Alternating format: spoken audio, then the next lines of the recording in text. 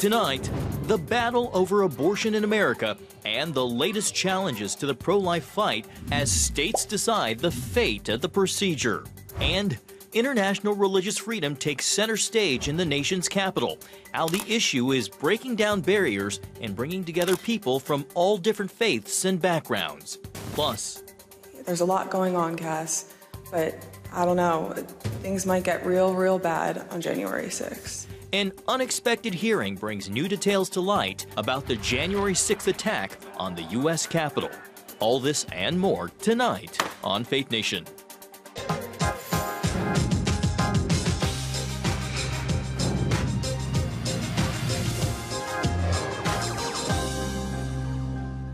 Slamming the Supreme Court, the Biden administration lays out its plan to protect abortion pills. Good evening, and thanks for joining us for Faith Nation. I'm Caitlin Burke. In Washington, I'm John Jessup. Well, defying the court's ruling at all costs, that appears to be the Biden administration's plan following the overturning of Roe v. Wade. The Health and Human Services Department today detailing how women can still access abortions. CBN's Brody Carter reports how this shows the fight over abortion is far from over. It didn't take long for retaliation against the groundbreaking decision on abortion.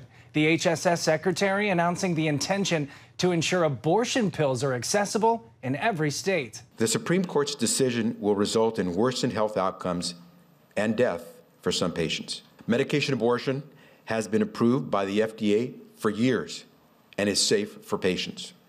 It is the gold standard for care when someone who's pregnant experiences a miscarriage. As government agencies scramble to understand what authority exists regarding abortion under federal law, congressional leaders are debating the question of how abortion laws impact our economy. Did you say that ending the life of a child is good for the labor force participation rate? Treasury Secretary Janet Yellen argued with senators that taking away access to abortion would further hurt our economy and the labor force. Well, I believe that eliminating the right of women to make decisions about when and whether to have children would have very damaging effects on the economy and would set women back decades. Since Roe was overturned, 13 states have chosen to ban abortion indefinitely, while other states may pursue other restrictions. Additionally, in some of those states where they don't have a total prohibition on abortion, they're going to be able to enforce their heartbeat laws, their laws protecting women, giving them informed consent, protecting babies from discriminatory abortions based on Down syndrome. Democrats are now making abortion the focal campaign issue in the midterms. This fall, Roe is on the ballot. Personal freedoms are on the ballot. The right to privacy, liberty, equality, they're all on the ballot. In California, voters will get to choose whether abortion should be legal there, which follows the direction of the Supreme Court decision, giving that decision to the states. Hey, hey! Ho, ho! The handmaid has got to go! Violence and attacks on pregnancy centers nationwide show rising volatility against organizations fighting to protect women and their unborn children. It's a sobering reminder that there are people who still feel like they lost something, who feel threatened by the good work of pregnancy centers, hard as that can be to believe. So we've got to support those organizations because they're on the front lines for these women. Brody Carter, CBN News. And here with us now is Nathan Gonzales, editor and publisher of Inside Elections. Nathan, always great to see you. A new NPR PBS Marist poll finds 78% of Democrats say they are now more motivated, more likely to vote in the midterms as a result of that Supreme Court decision ending Roe. Nathan, does outrage in June translate into higher voter turnout in November? Well, we'll have to see. I mean, first of all, I usually like to wait. It's usually good to wait a couple weeks or more when a major event happens to see how it really sits with the American people and with the electorate.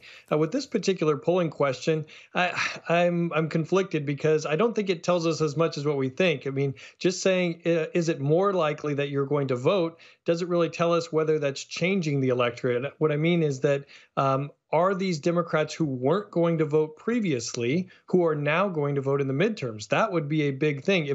But if it's Democratic voters who were going to vote, who are just now more likely to vote, that really doesn't change the equation. And I think Republicans are still set up to have a good set of midterm elections. So do you think the Supreme Court inadvertently delivered a blow to Republicans who have been expecting that red wave, or are you saying no? Well, I think Republicans, the reaction has been mixed, and there's certainly Republicans who are rejoicing over the decision. But there are some Republicans, particularly candidates who are running in states or districts that are more that have more balance between Republicans and Democrats, that are being a little bit more reluctant and being more cautious, because depending on what states follow up with their laws and how restrictive those laws are, some Republican candidates are going to have to answer for those and potentially defend laws that go further than what the electorate of the constituencies that they're trying to represent. So it's been a mixed reaction among Republicans when we look at it from an electoral perspective. Nathan, 5 states between primaries and runoffs are holding polling or allowing voters to go to the polls tomorrow. Which races stand out to you and why? Well, a lot of races on the ballot. There's a couple of incumbent versus incumbent races. In Illinois, there are 2 Democrats who are facing off in a Chicago district. There are 2 Republicans who are facing off in Illinois downstate, one of whom was endorsed by Trump, one who was not. I think a big race is the Colorado Senate primary on the Republican side, where you have one candidate, a businessman named Joe O'Dea, against a state legislator named Ron Hanks, who was actually on the Capitol grounds on January 6th. And depending on who wins that nomination, it could hinder Republicans' chances of taking over that seat currently held by Senator Michael Bennet. So that Senate primary is a key one to watch. Thanks for coming on, Nathan. Now, a surprise hearing on Capitol Hill from the January 6th committee. That's right. The panel breaking off its planned 2-week break, broadcasting a last-minute public hearing with new revelations about what happened leading up to and after the attack. CBN's Matt Galka joins us now from Capitol Hill. Matt, today's hearing featured a top aide to President Trump's chief of staff. Yeah, and that top aide was Cassidy Hutchinson. That's who we heard from for over the course of the nearly 2-hour hearing in what amounted to, at times, some real breathtaking testimony. Now, Hutchinson's testimony focused on the inner conversations leading up to January 6th and on the day of January 6th, including knowledge that some of the people attending the president's rally that day had weapons. Hutchinson testified that President Trump knew about the weapons, but wanted his rally to be full and wanted the metal detectors leading up to it removed. Take a listen. I was part of a conversation. I was in the vicinity of a conversation where I overheard the president say something to the effect of, I don't effing care that they have weapons. They're not here to hurt me. Take the effing mags away. Let my people in. They can march to the Capitol from here. Let the people in. Take the effing mags away. Now, later on, Hutchinson had testified that the president had been warned not to go to the Capitol on January 6th because it could lead to, quote, legal trouble. Matt, what did we learn about the president's temperament on January 6th? Well, according to Hutchinson, it certainly wasn't calm. She said he was adamant about going to the Capitol that day, which led to a heated exchange in the presidential vehicle after his rally. The president reached up towards the front of the vehicle to grab at the steering wheel. Mr. Engel grabbed his arm, said, "Sir, you need to take your hand off the steering wheel. We're going back to the West Wing. We're not going to the Capitol." Mr. Trump then used his free hand to lunge towards Bobby Engel. And when Mr. Renato had recounted this story to me, he had motioned towards his clavicles. Now, Hutchinson said that story was told to her by a deputy chief of staff. She also said and reiterated things that we've heard in the past, such as that the president didn't seem too concerned by calls from the rioters to, quote, hang Mike Pence. Now, President Trump has already responded on his own social platform, essentially saying what Hutchinson was saying was fake and false, and then he barely knew her. Guys. Matt, thanks for the report. Coming up, international religious freedom takes center stage here in the nation's capital.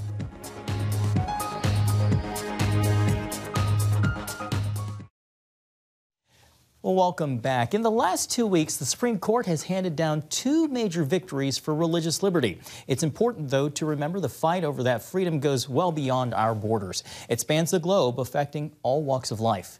This week here in Washington, D.C., a summit is taking place to highlight the issue and bring attention to the plight of those persecuted for their faith. Here's a look at a promotional trailer for the 2022 International Religious Freedom Summit. No country that denies freedom, religious freedom, can ever rightly claim to be good in some other way. There's no making up for that. We should feel now enough. The fighting in the name of religion, enough. Now we must work together, live together. That's my main message.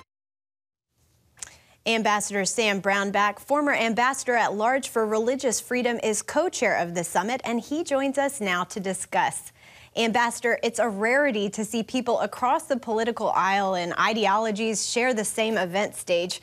What is it about this event that brings together people from Nancy Pelosi and Mike Pompeo to the Ukrainian ambassador and the chief rabbi of Moscow? I think it's the persecution level.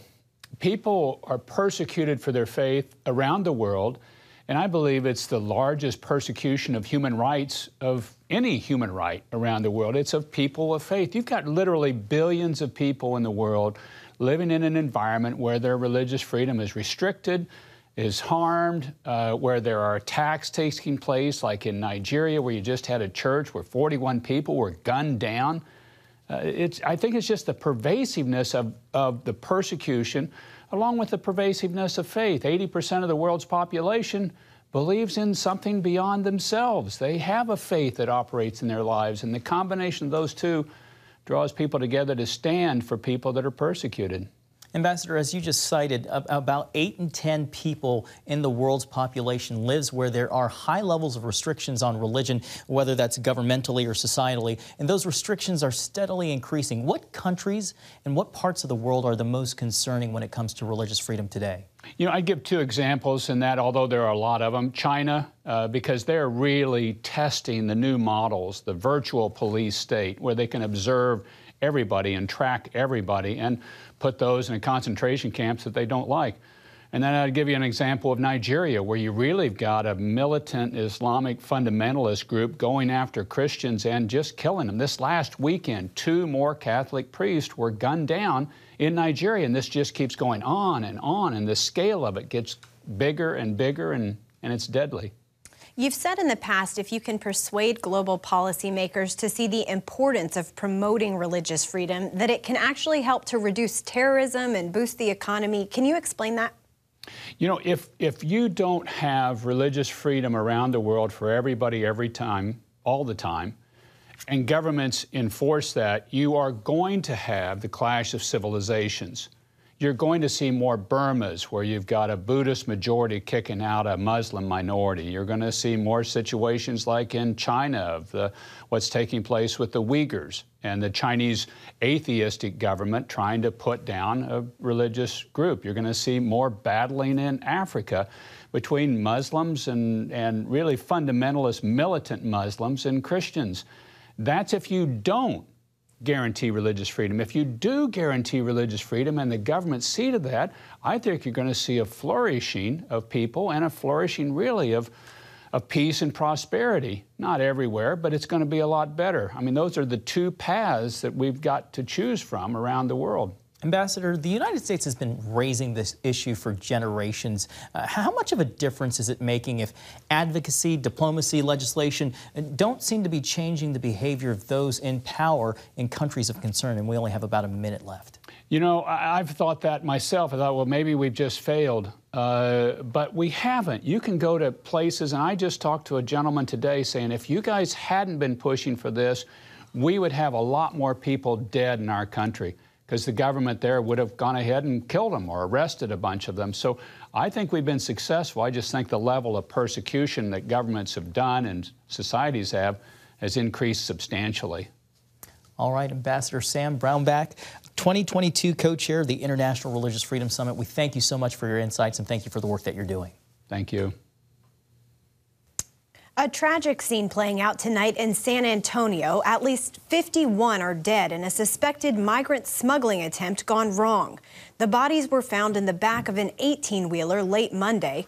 The victims thought to have succumbed to sweltering temperatures inside the truck. High temperatures in the area yesterday reached the low hundreds. More than 15 people were found alive inside the trailer. 4 of those were children.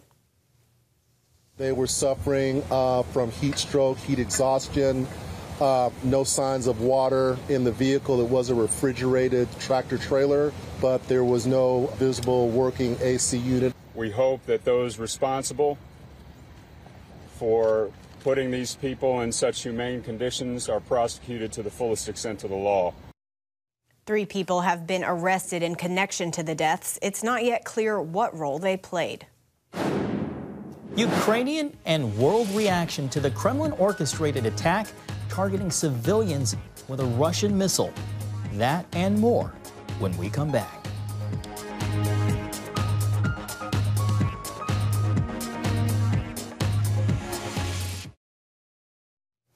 And welcome back. The United Nations condemning a Russian attack on a shopping mall in Ukraine as deplorable.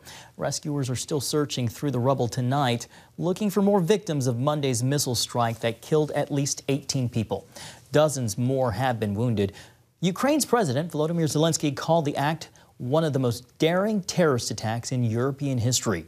More than 1,000 shoppers and workers, according to the president, were inside the mall when the rocket struck. Here now for more, CBN News contributor Chuck Holton. Chuck, we're hearing harsh rhetoric around that Russian attack on civilians in the shopping mall. Besides condemnation, are any actual actions being taken against Russia?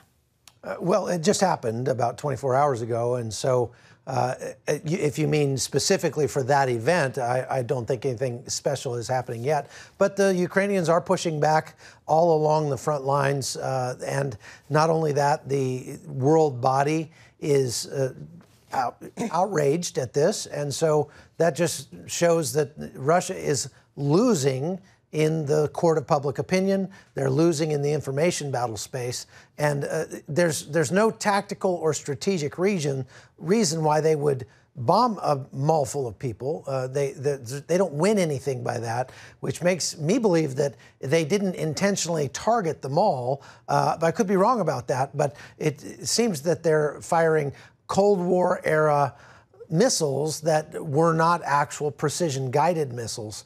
And so they may have been aiming at something else and hit them all instead.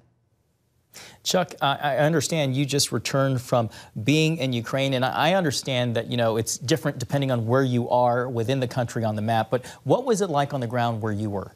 That's right. As a matter of fact, much of the country is trying to get back to some semblance of normalcy, trying to reopen their businesses and restaurants and hotels and stuff, get some life back. There are a lot of people that are returning to Kyiv as they're getting used to being on a war footing. And even though there are missiles being fired at some of those large cities, they're random, just like this attack on the mall, very random, and so it's hard to live your life in a war bunker.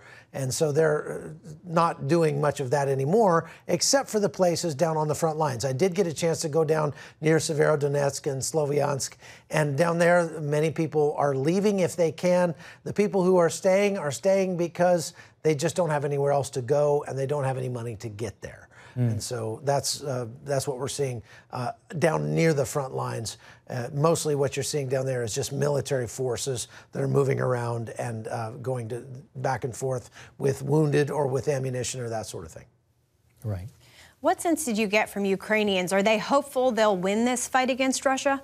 Absolutely. I think all the Ukrainians I spoke to believe that they will win. They see how poorly the Russian troops have done. They're seeing just how poorly equipped the Russian troops are in terms of training, in terms of motivation, in terms of leadership.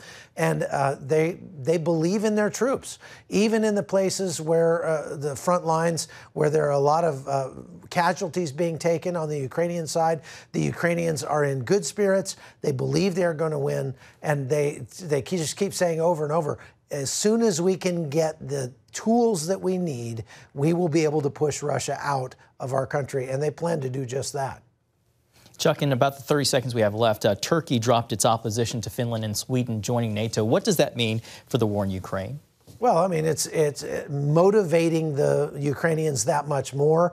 I think this thing has been an unmitigated disaster for Vladimir Putin. I think that it's become sort of a self-fulfilling prophecy. And as he did this, he said, to keep them from joining NATO and the EU, but even the Russian-speaking people in Ukraine, even the people who were partial to Russia, are now saying, we want to be part of the EU because we don't want to have anything to do with Russia.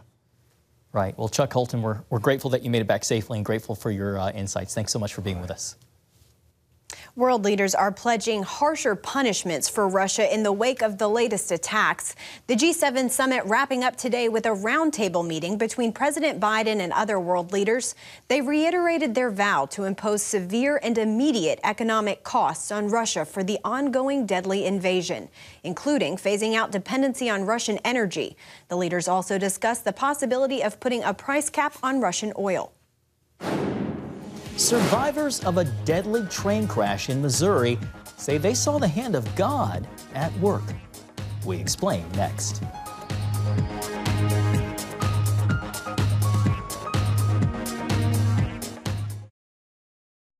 Finally, tonight, scenes of bravery and gratitude after a deadly train accident in Missouri. The Amtrak passenger train derailed when it collided with a dump truck, flipping the locomotive and the 200 passengers on board on its side. Among the passengers on the train, 16 Boy Scouts who jumped into action and delivered first aid to the victims. One high school teacher expressing thankfulness to God that all his students made it out safely.